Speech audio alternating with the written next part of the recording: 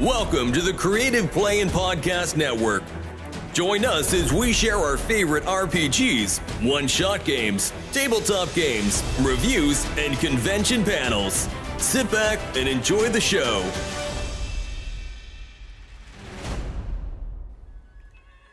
Hi, this is Kelly, aka Trixie from Ragnarok and Roll, a Scion to Ragnarok story, and Tilda Wimblewick from D&D Journey of the 5th Edition.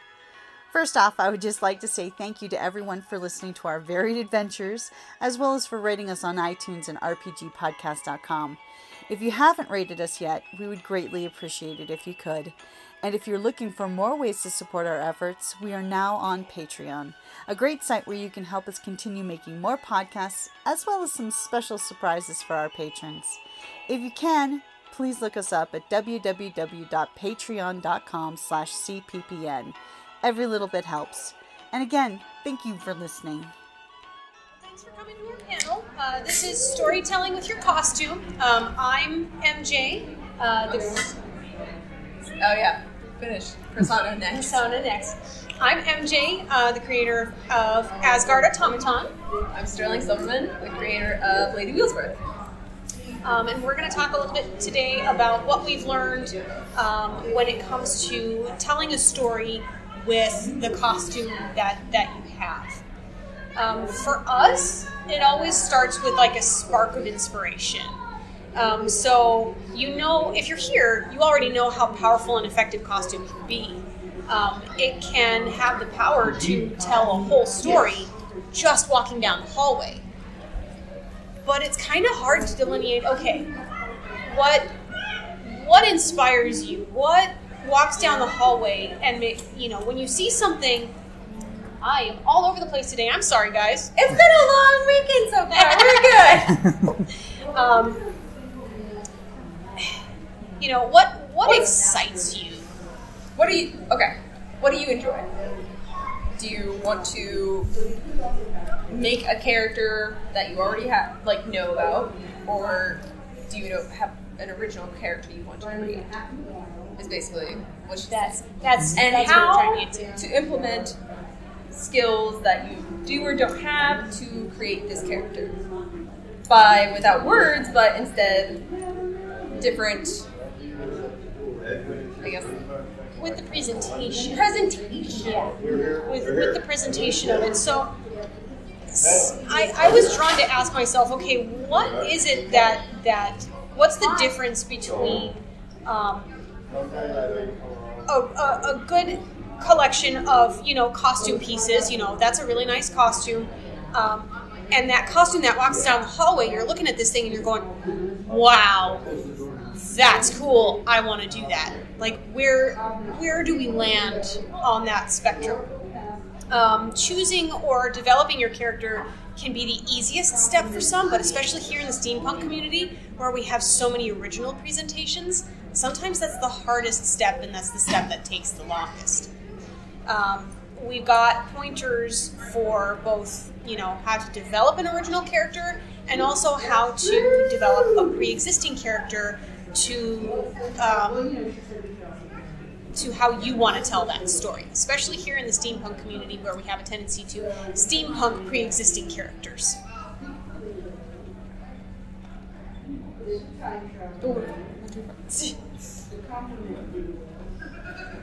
There we go. I'm very sorry. We're both very disorganized today.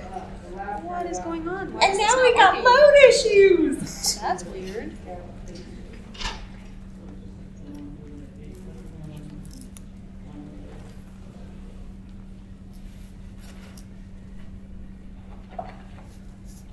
Sorry, everyone. Technical difficulties.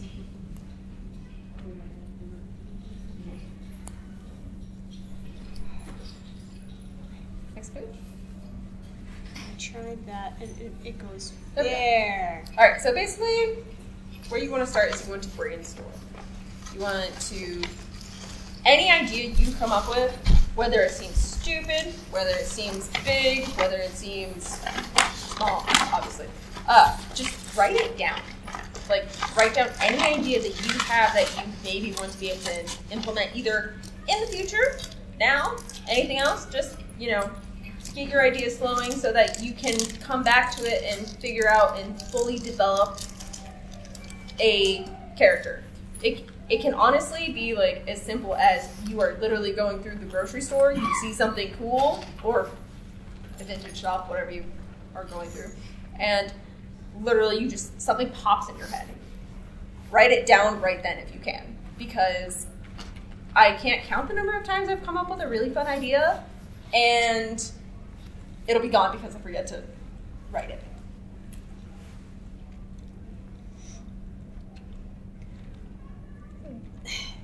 Writing down all those ideas, even if you're not going to use them, it gives you a place to collect all of them. So as you're thinking about and developing specific ideas, you can decide, okay, these ideas are going to work together, these ideas are not.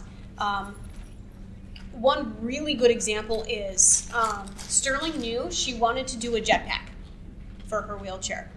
She wanted to do a jetpack, so she wrote down everything she possibly could, and boy, was it a myriad of all sorts of different ideas. In the end, only if, there's a handful of them that worked together well, and we're still developing the wings, and that's perfectly okay. But eventually it's going to have extendo wings. We ran out of time. But we also used our knowledge from a couple of previous builds that we did for this. There's some adaptability that we need to do here. But having the ability to look at all those ideas, there are some of them that she wrote down that are like, this is probably not going to work. This is really dumb. I don't think this is going to work. Guess what? It's on the jetpack right now. So you can't filter yourself when it comes to the number of ideas that you have, because you don't want to limit yourself to what you can do. That's actually the same example with our tab. We really had no idea what we were doing, and so how we started it is we actually took her mannequin head that's sized to her, then took masking tape and created all the curls and took pictures for reference, so what we wanted to do with metal pieces and what we were thinking would work. Mm-hmm. And on the inner layers, there's actually curled up little pieces to keep everything folded. Woven, yeah. And we'll talk a little bit more about that when we get to the testing phase, or the phase that we call all your learning opportunities. But where you really want to start is after you have an idea, you want to start researching. Even if it's an original character and you're getting all these ideas, it's really a good idea to get a basis of where you want to start. When we created in October of last year, we created a Sally ragdoll that was steampunk. And what we ended up implementing is the leaves on a body into the legs of my legs. That made no sense, I'm sorry. Basically, we wanted to make it to where Sally had a disability, and so we made it to where the leaves were falling out of her, like it happens in the movie. However, what we ended up doing is we made sure that we researched into what was exactly falling out of Sally during the movie. Yeah, there's that one it's been a while. She falls out of the tower and she lands on the ground and her body goes poof into and she falls to pieces and she sews herself back together. And we're like, well, what is she stuffed with? She's stuffed with fall leaves. So we're like, that's it. We can give you legs where the leaves are just falling out and the stitches look really wide, like you're trying to stitch yourself back together. And even that, when we were giving ideas, we had I want to say 4 to 5 different sketches of just trying to figure out how to get these leaves to work. And we started with garter belts as well as just glue and sewing, and we eventually settled on gluing, which Spirit Halloween, we ran out of time, but we grabbed Sally tights from Spirit Halloween. We didn't mind cutting them apart. Nothing wrong with starting from a good base. It worked. Mm-hmm. It worked. What we did is we followed all the lines on the tights. We put actual yarn in, so all the yarn. Then we put cuts and glued all the leaves till they were falling out. And it turned out really good. It turned out really nice. It did turn out really nice. I saw it at Gaslight. Yes. I'm glad you're here. When it comes to pre-existing characters, character info is important, but oftentimes if we want to cosplay a pre-existing character, we love that character for one reason or another. We already know like a whole lot about it. The important thing to remember is that you don't have to be an expert in that pre-existing character, whether it's for movies or TV, comic books or books. Sometimes these characters have alternates, or just make an alternate yourself. It's fun to start small and just slowly build. And one of our biggest, like, her biggest motto, I would say, is like small upgrades over time. Mm-hmm. And like basically A.S.G.A.R.D, if you've seen the evolution of A.S.G.A.R.D, she has started very simplistic and then has gone and developed more and more. Yeah, there's something new, but it's usually pretty small. I think the Sally Ragdoll was a really good example of adaptation of the character to, a specific situation. There are people who pride themselves on every single detail being the same as the movie that they saw or the episode that it premiered in or anything like that. And there are going to be some people who use that as a basis to judge someone else's costume on. It's your expression. It's your joy that you're looking for, not someone else's rating of how you do a pre-existing character. So do what works for you. One of the things that I really want to do is I want to cosplay Vi from Arcane.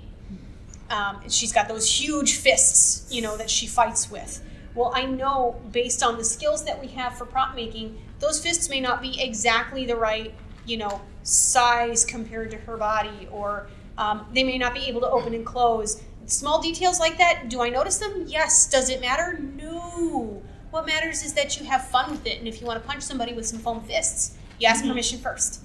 Did we got it? I mean, I don't know. It depends on if there's another Vi there.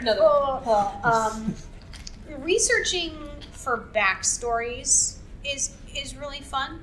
So if you have a original persona that you're working on, it's fun to think about. Okay, when we think about it, it's usually okay. I want to play a librarian, or I have this cool idea and I have this name, and it's based on this specific field of expertise. You don't have to have much experience in that field of expertise. It's like you don't have to be an expert in pre-existing characters. You don't have to be an expert in your character's field of expertise, if that makes sense. But it's fun to look it up and just kind of get the basics, so you get an idea of what kind of equipment are they going to have on them, what kind of things might your character want to say. And if you have trouble with that, what you can actually do is pull from your own personal and professional experiences. So if you've never really created a full-on original character, then you can start out with something like, for example, you're a mechanic and you want to steampunk that up. It's one of those things where, like, you don't have to be completely... I don't want to say don't be completely free creative, because obviously if you want to do that, obviously do it. But it's more one of those things where you can start if you're afraid to, or you just don't know how. Start with something you already know. A great example of that is my dad, when he got into steampunk, he had just retired from aerospace engineering. So he'd spent his whole life working around space stuff and all that, but he had some mechanical engineering experience too. So he decided he was going to be a mad scientist and inventor. It was just kind of a natural progression of, here are his interests, here's what he did, so here's how he's going to kind of meld it into a character. Another fun example is A.S.G.A.R.D bites things and literally just randomly start chewing on teapots or random pieces of anything inanimate. Anything inanimate. That'll she fit doesn't bite people. In my mouth. She got this from me because I'm neurodivergent and I tend to bite things just randomly. So I took my experience with I literally just start biting, and it's not aggressive, it's just it's there, it's a thing. She finds it so funny. It's and so was funny. Okay, this is becoming part of A.S.G.A.R.D. And I was like, yeah. Okay. So now it's a joke that Asgard tends to bite things. Yeah. But it's not because I just randomly came up with it. It's because I experienced it through her. So it's just drawing from those experiences, and it's like, okay, if I find this funny, how can I turn it into something? Because what we wanted to do is give Asgard some humor, and we were just trying to think of different ways, and then she was like, oh, I know! I don't think we figured it out until a little bit later that's where it came from. I don't think so either until you were like one day looking like, and you were like, oh. That makes sense. Yeah. So that was a fun discovery. The idea came before the realization that it came. So. It was from experience. Some things come naturally. It's that. Another really good thing to do is to draw your ideas down or to do sketches. It does not matter if it's a stick figure with a triangle skirt on it. It does not matter where your skills lie in drawing. The act of trying to draw out, okay, this is what's in my head, and putting it down on paper, even in its truly roughest form, makes your brain think of the project in different ways because it's a more permanent representation of what's floating around in your head. And remember that those sketches don't need to be permanent either. Like, nothing is set in stone if you draw it down. Like, you can change ideas whenever you want to. And of course, some of those ideas that you are going to sketch down might not work. So you might have to come up with a new way to implement what you want to. It's like the pile of ideas that you've been writing down in that notebook or on your phone. Yeah. The ideas become a picture, basically. Yeah. It's one of those things where you know what? We did a sketch. We did a sketch of the jetpack, but the only thing that we had was the main box on the back, which is it's a wine gift box. It's a wooden wine gift box. I found it in a thrift shop, and I didn't know what the heck I was going to use it for, but it was too cool to leave behind because it was cheap. I carried that thing around for 5 years. And then when she's like, I want to do a jetpack, I'm like, I got this. We're good. There's electronics. It's fine. So we took the box and we used the size of it. We traced around it.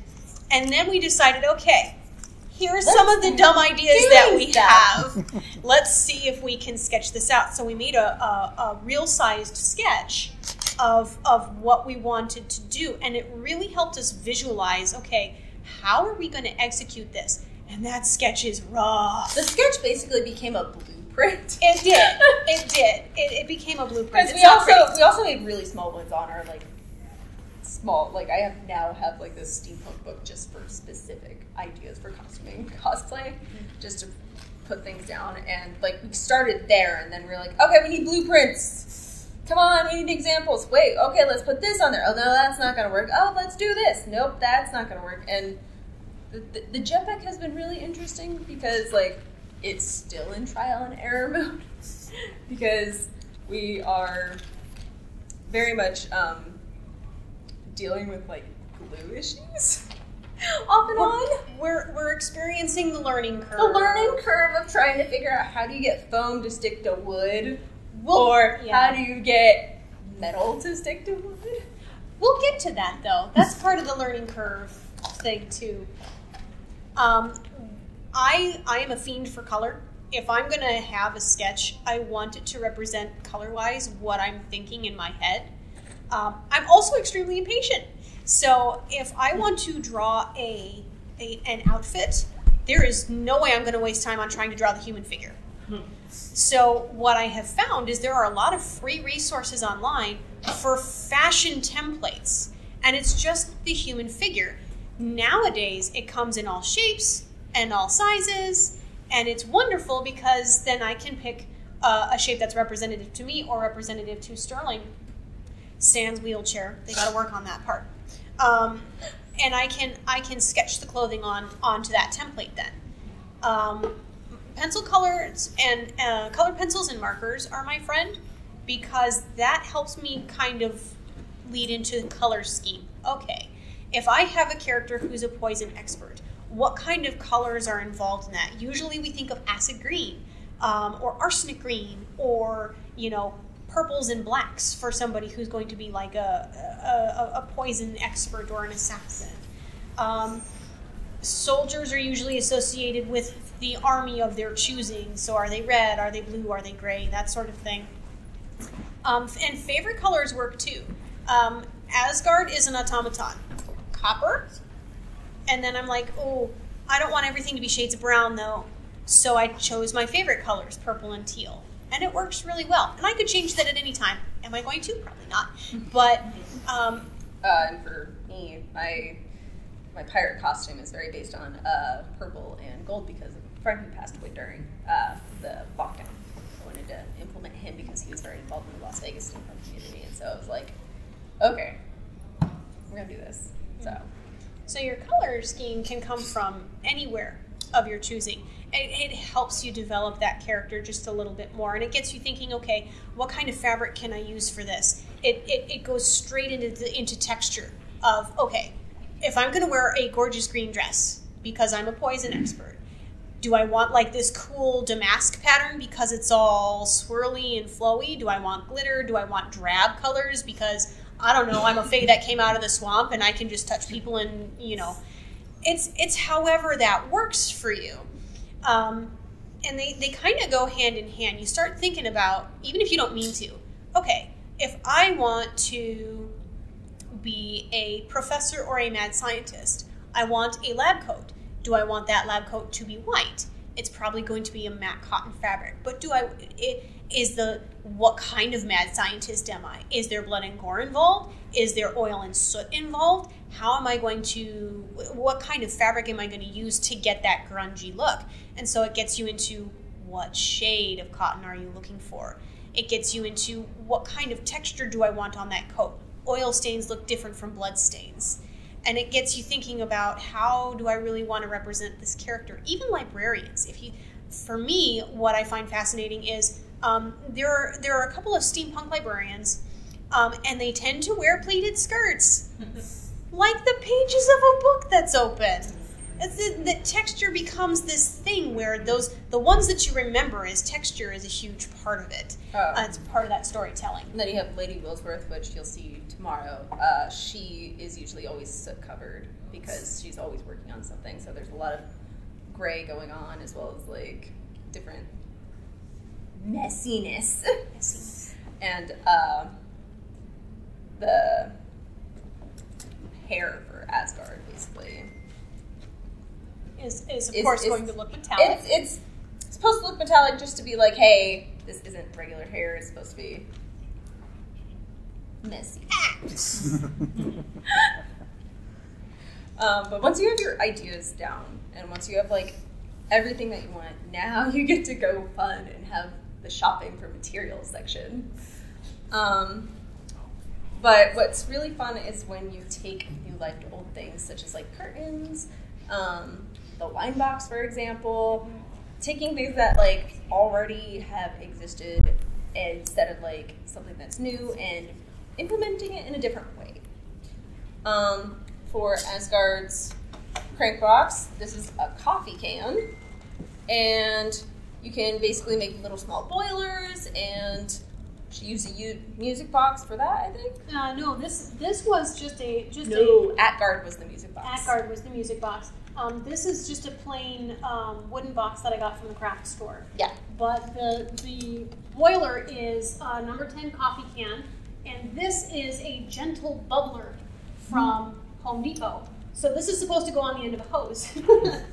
But when the lights are on, the stuff that's in there diffuses the light quite nicely, so it's a really nice effect. Yep. The one, so even if you're using something new, you can make it look old, which is fun. So you have a balance of, let's use something that doesn't exist and use it in a different way. And I think as a steampunk community, we have a tendency to be like, look, this is vintage, or this is antique, or look, this is unwanted. I'm going to put some love in it. Let's do this. And we take some pride in that, of being able to take something and turn it into something else. And if there's like old clothes that you have that like would suit your needs for a current costume, and like something that you don't wear very often, use that. We have recently had some fun with turning garbage into treasure. The boosters on the back of the boosters on this jetpack, those are lemonade bottles. Yep. We basically took went to the grocery store and we drank some lemonade. 2 things of lemonade in a day and had to urinate quite a bit. And then just started painting. I mean, I wouldn't have gone that far. I went that far. Yes, it was very true. Yeah, well, it was a very honest thing. You're very tired and you have no filter. I have no filter right now. No, I'm dead. Normally, I'm much more subdued. Not tonight. Well, you know, you'll understand us. It's so much fun. You can also curate your costume pieces if you're busy and you want to support other artists. There is absolutely nothing wrong with finding something that you love that another artist has done and purchasing it for your own costume. Your whole costume can be curated. You don't have to make any of it yourself. We do encourage, you know, supporting artists rather than going onto Amazon and finding a dress. But sometimes that has to be the option too because of time constraints or fund constraints or anything like that. The bottom line is, if you can express yourself and you're happy with it, then it's all good. Especially if, like, you usually just try to go through an artist first, and sometimes there's also artists who will do customs, which is very nice because you can actually talk to them about exactly what your image is and they will tell you what is possible. That does get pricey, but I very much think it's worth it when it's something you can't implement. So basically, though, now you kind of want to create your costume. How do you guys like sewing? Hey, it's not so bad, right? Sewing isn't so bad. It's terrifying at first, I must say. I just started my journey of learning how to sew a little bit, and it's rough. And so don't be worried if everything looks wrong and horrible because you slowly get better. It's true. And patterns are definitely available. Yes. Online stores, PDF patterns, you know, I tend to like the PDF patterns a little bit better because you print them yourself and they're on paper that isn't going to rip if you look at it wrong. But we have very recently used mass-produced patterns as well. Fun story, I used to work for Simplicity Sewing Patterns, and I was there when they transitioned from thicker tissue paper to thinner tissue paper. And none of us in the factory liked it. It was awful, and it's still awful. But patterns are patterns. If, you know, maybe someday I'll get into making patterns myself. In the meantime, I need those patterns to be supplied to me, even if I'm taking 2 patterns and mushing them together, like I did with this blouse. It was fun. If there's one thing, like any kind of spare fabric that you have, or like you have fabric that you liked but you don't like anymore, make a mock-up first so that you can make adjustments and aren't wasting the materials that you want for your costume if you are going to go full out to sew, because it is very important to make sure that you get all the right sizes. Otherwise, you can have a mess, and then you're going to get really frustrated, and then you're going to have to buy all the really nice, expensive, pretty stuff again. And it's worth it to get some cheap fabric, whether they be, again, curtains or something like that, and just make it first, then do the official version. It's also okay to not like sewing ever. If you don't like sewing ever, make a friend with a sewist and pay them for their time. Because, especially here in our steampunk community, we're all creative in one way or another. And there are going to be some skills that either we just can't get a knack for, or we have time that we'd rather be spending on other things. Which is why between the two of us, we tag team quite well. She makes the props, I make the clothing.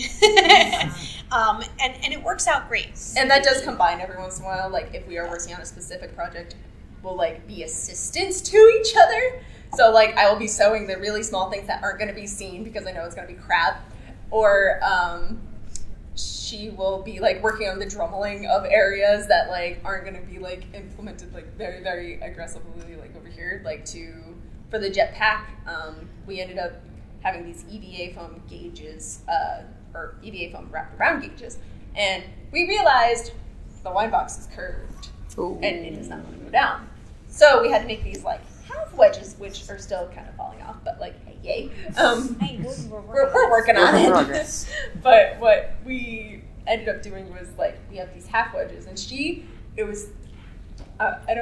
I'm going to say funny because I thought it was hilarious because she flipped because she just missed. She meeped. She has this is a fun inside joke. She meeps because she's so smart. My anger comes off as cuteness and I'm offended. So I'm left-handed. So when we Dremel, I always fight with the Dremel because they say Dremel away from you. I cannot because the Dremel is going in the wrong direction. So every time I'm Dremeling and I'm doing this thing, it goes off into the room. Darn it! And then I have to go get it and bring it back, and I'm doing it again. And I'm trying to hold it and keep my fingers out of the way, and it goes. So during that time, all you heard from her was just cuss words. Just like lots of cuss words while we're just sitting in here going, can we come in? Is something going to get thrown? To my credit, it was muffled because I was wearing the respirator. I still heard it. I think it counts still. It does count. I meeped. And you will come across things, frustration is okay. Just as long as, you don't take it out on a person. You can take it out on things. Go get yourself a drama pillow or something. Frustration is a part of the process. Oh, God, yeah. It really is. And that leads us into happy accidents. That's what we try to call them happy accidents. They're not always happy.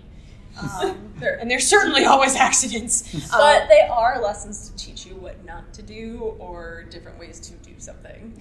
And they are inevitable. I mean, sometimes you can make them a part of your design.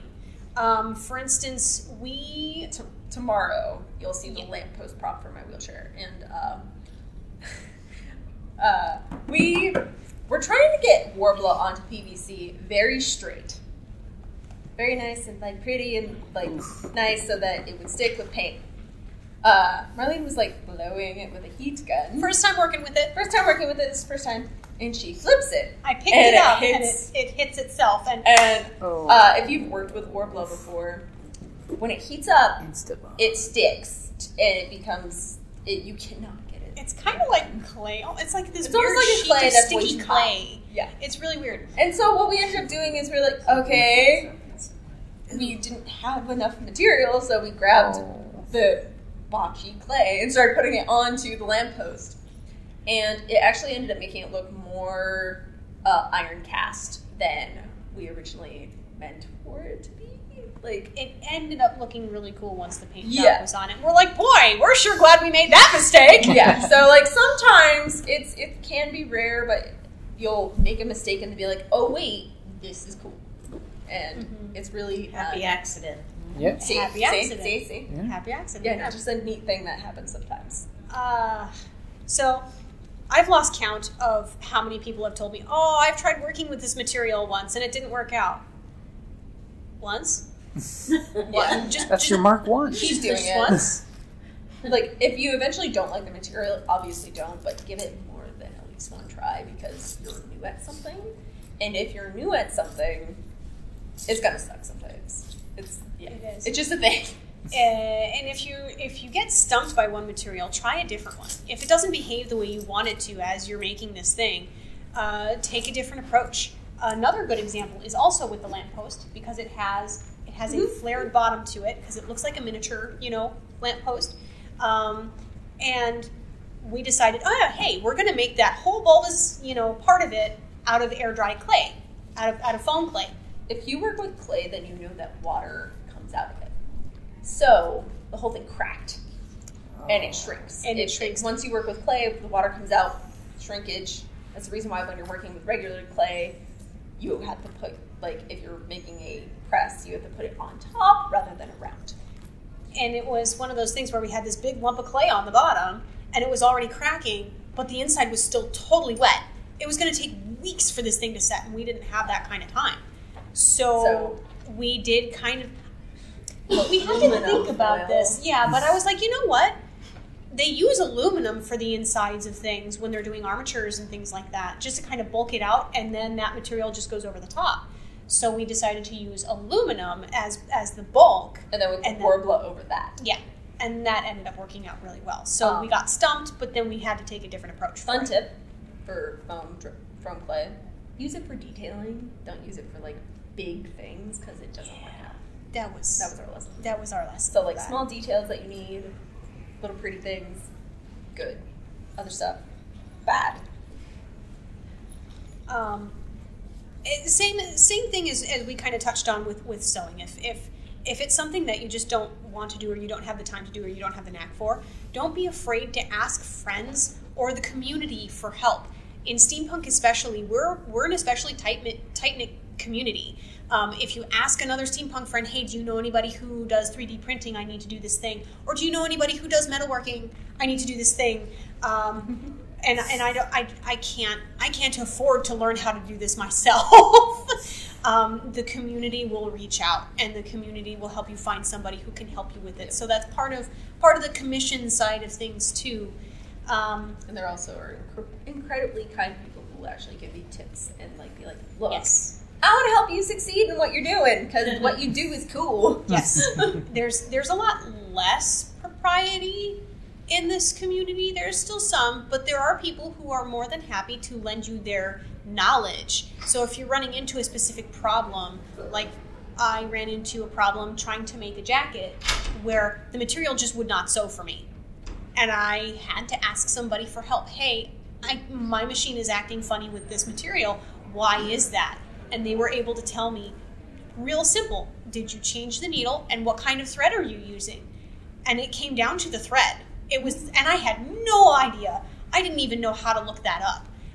But they were willing to share their knowledge with me so that in the future, I don't run into that same problem again, which is really nice. Same thing as we're still dealing with the glue issue, I ended up asking my LARPing friend that does commissions professionally, how the heck do you get this to stick to this? And he very much was like, here, try this.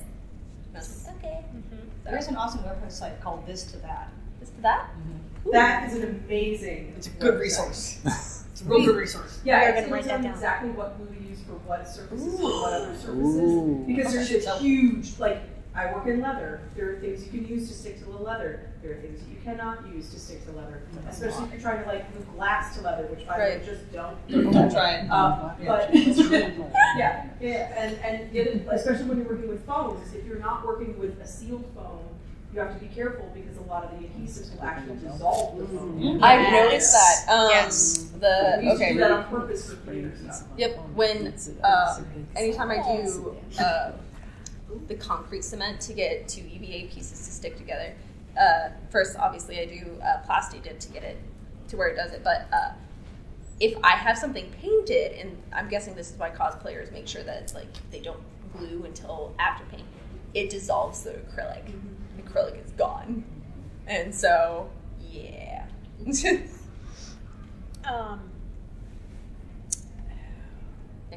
I did the wrong thing. That's okay. Not a biggie. We do, we always want to encourage people to be satisfied with the skill set that they have. So be happy with the skill set that you have. But we also challenge you to learn new skills. It's not necessary to learn a whole new craft to do this one thing. But it's also fun to learn something new. I think this community is especially important and special because we tend to be people who want to learn something new in the first place. We want to think about things in a different way, and so we use our minds a lot more than say certain other communities or cultures would. Microcultures, not just major cultures. I'm digging a hole for myself. It's, this community is so special because we're like, hey, I want to learn this thing. Who knows this thing? Can I get some tips? And it's really cool. Sorry.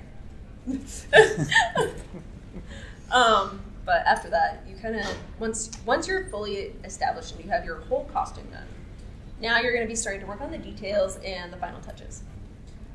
This can be from anything to how your body language is to small things like, for example, my jetpack is covered in soot because, you know, if it's working, it's going to have a layer of, what would that be called? Carbon scoring? You know what? Sure. Yeah. I can't think articulating. Like, right now, it is not happening. It's small words today. Anyways, but, like, going into body language, like with A.S.G.A.R.D, when she goes into full character, she starts going with, like, these small adjustments to like, robot. So it's very stilted, and it definitely gives, like, a little bit of extra towards this costume because she's really actually trying to implement, I am a robot. It's about the experience. You know, it's turning a costume into an experience for you and for other people.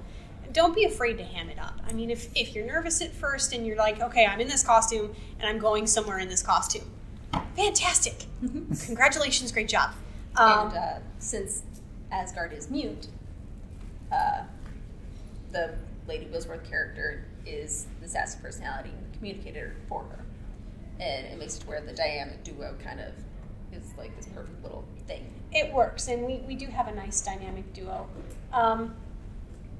If you want to like just kind of expand your horizons and you're nervous about doing like a character experience rather than just wearing a costume, it can start with how your character tips their hat, or the flourish with which you speak when you are holding a pipe, or picking a color or an object to react to with people in the hallway. And you can just ham it up from there. It's all about what is your comfort level. A.S.G.A.R.D is mute because when I started, I really wanted to be a robot. I just wanted to be a robot. But I am an introvert. Hardcore introvert. And I could not at that time look strangers in the eye or say hello to people. So it was so much easier to be able to do a mechanical bow and move on. Like I'm off, I'm looking for something, I don't speak, I'm a robot, it does not matter. Now it's really hard to stay in character. Because I like to talk to everybody, which is, I was not expecting that. But it's a nice problem to have. Sometimes it gets so much so where I have to be like, hey, acting time. Yeah. We have established that. Acting time. But it started out as I'm shy as heck and I just want to be a robot. And so honestly, I was, and it grew from there. It's also fully okay if you do not want to establish a full goodness, persona character. If you just want to do this cool character costume and don't want to go full personality, do it. Like, you know, all the costumes here are gorgeous. Everything is great. So,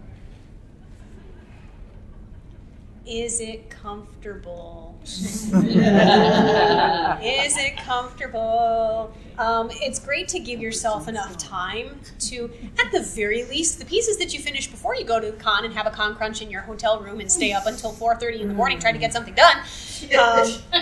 Try it on at home. Or those shoes that you bought because they're the perfect, they're the perfect finishing touch. Give yourself time to put them on for a couple of hours at home and see how they feel on your feet, because you don't want to go to a con and try to wear them for 8 to 10 hours and find out, ow, my big toe is asleep and the rest of them are screaming. You want to be able to try the things on, because a lot of these things, shoes, corsets, hats, your foam props, they need time to break in and conform to your body. Speaking of corsets. Corsets! I know now the experience of not doing that. And not wearing anything under it. Always wear something under it. I have A.S.G.A.R.D because of my scoliosis as well. Because corsets kind of bend really badly for me. I have A.S.G.A.R.D going from right here all the way to my back because I couldn't feel it. It rubbed. It doesn't. And that's a very big concern for me, but that's irrelevant in this scenario. But good to know. Good to know. But it's one of those things, if you are having problems, definitely practice in a safe environment so that you know what isn't going to work at a convention. Because, yes, you are in a safe community, absolutely, and there are going to be people that help you. Mm-hmm.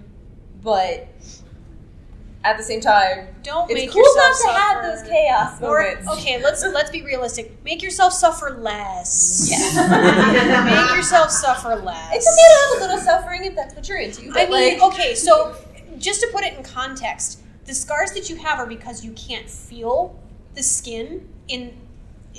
So for me, when I try things at home, I have to be extra careful and make sure I'm just double checking like every, I would say 20 to 30 minutes to make sure there isn't pressure. And that also plays into the importance of, okay, if you're able, commission somebody who makes good corsets, which you have the opportunity to do, and that's going to be awesome, so that you'll actually have a corset that fits your specific body type, so that doesn't happen again. Hey! Oh,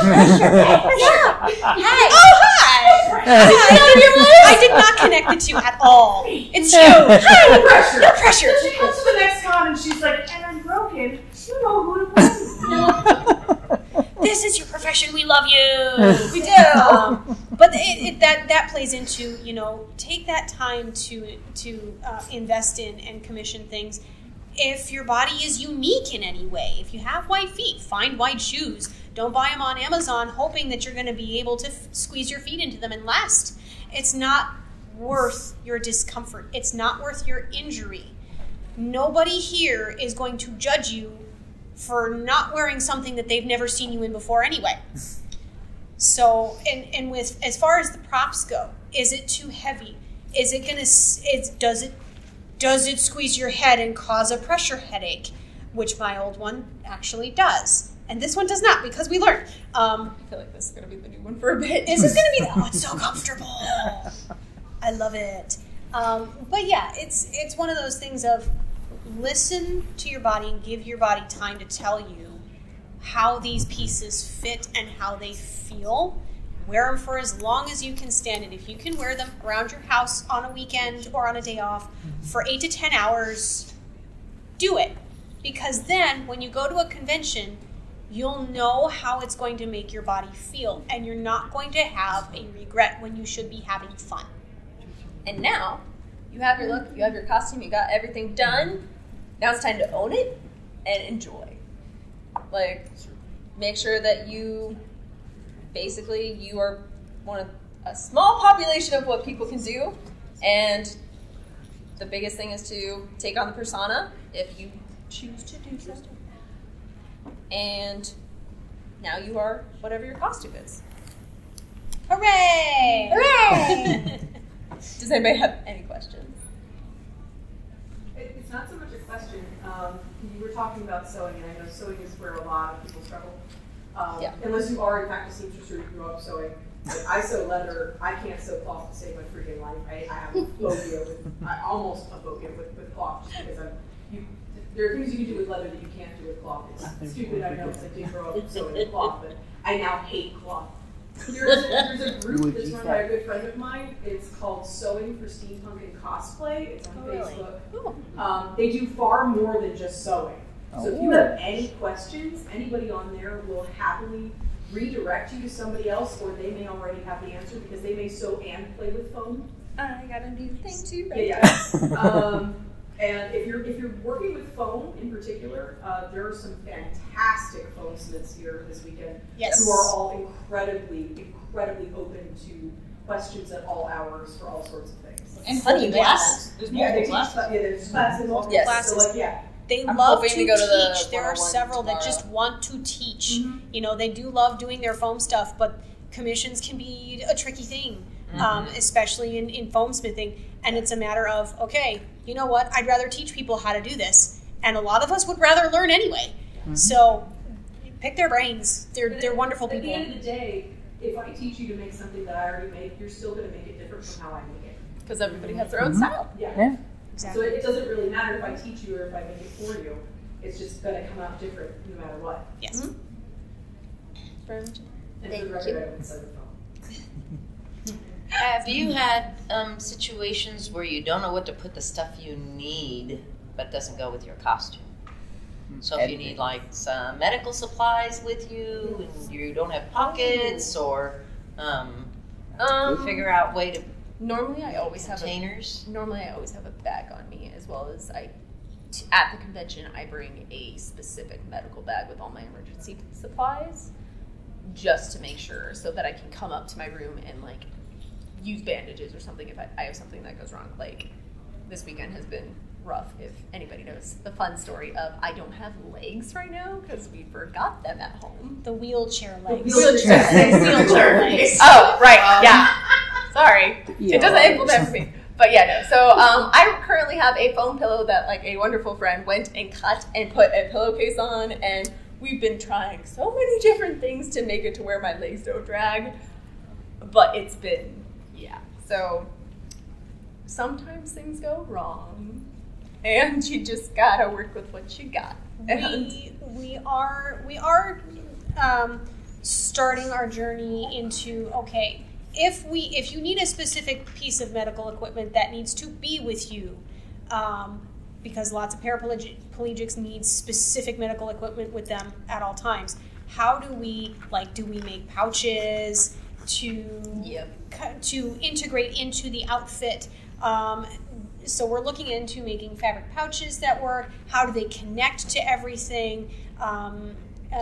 Or do we need compartments in the props that we have? You know, things, we're always thinking about how are we going to make this work for our specific situation. And for me specifically, like, obviously it's chronic, but I'm not in a situation where I need something like emergent on me. So like, it's not like I have an allergy that I need an EpiPen or something like that. So normally I can keep things in my room. So I am definitely not the person to ask that advice for, because I don't usually need something on me constantly. I noticed that A.S.G.A.R.D has a pouch. Yes. So now you've got some place for your phone or your digits Correct. or whatever. Yeah. I'm actually planning on making an under corset belt, because currently it's hanging off the ties to my bustle. And that works for about 6 hours, and then I need to take everything off and retie it. I become her bookshelf sometimes. It's true. She will literally hide things behind my back and under my legs and stuff like that, because my wheelchair, like, I can just like hold something somewhere and then I'm like, cool, I got you for a bit. Yeah. So always with permission. There was one time you just did it because you could. This is true. I snuck it in. It was just a folder, and I was like, "What is this? It was Why just can't a I notebook. leave back?" It was just a notebook, and I'm like, "Oh, well, your slide board is there, and the notebook's behind it." But yeah, that's pretty much the answer to that. Yeah. We aren't. I'm personally not in an emergency situation, so I have my pouch on me because when I'm in the hallways and I'm doing my gimmicks, I need those coins nearby. So when I do power down, I can drop a coin on the floor, or, you know, I'm trying to figure out a way to do it so that people don't have to bend down to get the coin. But when I have a handler, it's a lot easier. But, you know, contact information, my phone, you know, payment methods, things like that. Humidity text. Yeah, exactly. So the under corset belt is going to be a big improvement for that, and that ties directly into small improvements over time. Oh, I have another example of that. These were just leather straps to begin with, and we actually made EVA foam shoulder pads because the straps, after about 4 hours, they're digging into my collarbone something fierce. Because this thing needs to be tight so that it's not flopping around everywhere. And we just decided, you know what, no, this isn't good. It causes headaches. It causes strain. I need to do something. And so we made these cute little shoulder pads, and this is my first time wearing them. And oh, what a dream. It's like my shoulders have pillows on them, and it's wonderful. If you can make it more comfortable, do so. If you can make it more comfortable, do so. And if it's not something that you realize until after you've worn it a few times, or for me, it wasn't an issue for years because I only wore A.S.G.A.R.D 1 day a year, and I could recover from that.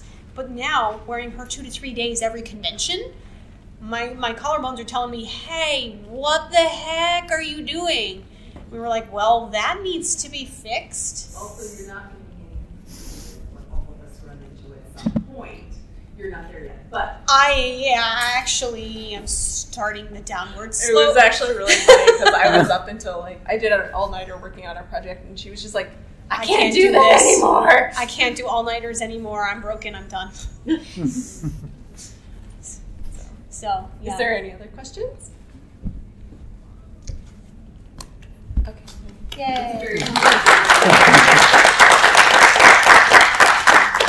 Also, before you guys leave, we have things to hand out to you. If you want them. They have our socials on them. Social medias as well as posters. Yes, I'm so trusting. It's a life alert test.